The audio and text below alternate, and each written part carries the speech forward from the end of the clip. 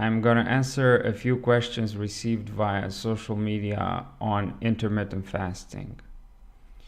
Okay, so before that, please understand that this is my current March 2017 personal perspective on things, which may change in the future because I do not hold beliefs and rigid or fixated opinions. If I encounter new good evidence that is against my arguments, I'm very open for consideration and personal experimentation. Now, let's jump in. Oh, and I'm gonna try to answer these questions with what I would do in such and such situation. So please don't take this as general advice or any other advice for that matter. Now, with all these caveats, I really hope you can take something good out of the next few minutes. So, question: is it okay to be constantly hungry on intermittent fasting? She's been keto for over 2.5 years and she started intermittent fasting about 3 weeks ago. She eats between 1300 to 1500 calories, 90 grams of protein, and 100 grams of fat. So, this is a very low carbohydrate approach. I don't know what type of IF feeding fasting window she uses or any of her body and or metabolic measurements. So there's little room for assumptions, but the simple answer is that no, it's not okay to be hungry. What's the purpose of life if you're constantly hungry? Joking aside, I would increase daily caloric intake by 200 to 300 calories, most of them coming from fat and protein since a ketogenic approach is preferred, and I would measure or track body weight progression as well as a subjective measure of hunger over the course of 2 to 3 weeks, which I think is a time frame in which not much can go wrong if this does not seem to work. I would also try not to consume any calorically significant food or beverage during the fasting window. Most importantly, if caffeine is allowed, I would consume black coffee as it has often been reported by many and also by myself as having hunger blunting effects. I hope this helps. Next question.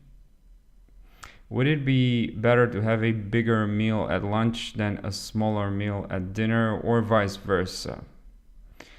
Now, should I assume we're talking about 2 or 3 meals per day? Regardless, there may be a few arguments in favor of a bigger lunch. One argument is that the circadian rhythmicity of insulin secretion is favorable earlier in the day, which would not cause huge spikes/crashes after meals, so a better glucose carbohydrate management. Another argument is that eating less or not consuming food a few hours before bed can improve sleep quality. Now, the counter argument is that I experimented with both these strategies, and to extend a little bit on that, there have been times when I consistently, that is for weeks at end, I ate 1 to 2 hours before bed, large meals, and actually slept like a rock. So there also have been times when I ate larger meals earlier in the day, and I still do that, especially during the days when I consume alcohol. During these days, my last meal is around, I would say, 5 to 7 p.m., which is 4 to 6 hours before alcohol consumption. So I guess a short answer to this is I would experiment with both and or variations of them: bigger lunch, smaller dinner, smaller lunch, bigger dinner, and see which one works best for you. Question: would it be okay if I eat once a day?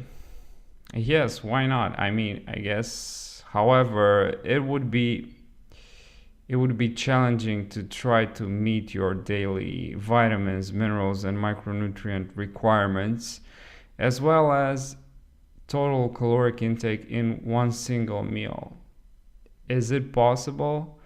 I think it is. Is it hard? Definitely. Would it be pleasurable? Definitely, since you pig out for 1 to 2 hours trying to pack in that much food. And I think I will answer this one about one meal a day in much more detail in another session. Okay, so that's it for now. If you have similar questions, make sure to leave them below.